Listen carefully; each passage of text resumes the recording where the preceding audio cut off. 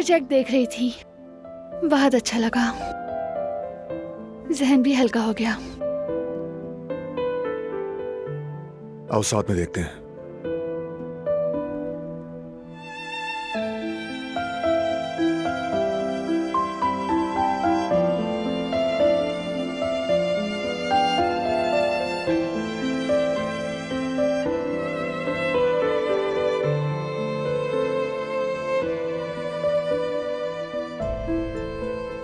घर की कंस्ट्रक्शन कब शुरू होगी?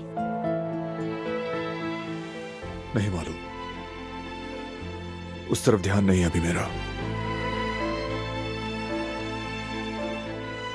ऐसा नहीं हो सकता, वो हमारा घर है और हमारे लिए हमेशा कीमती हमारा घर हमारा खानदान होता है। तुम कंस्ट्रक्शन जल्दी शुरू करवाओ, मुझे बहुत खुशी होगी।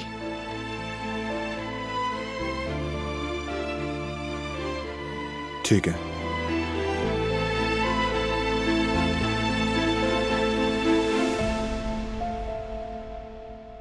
बात करनी है तुमने?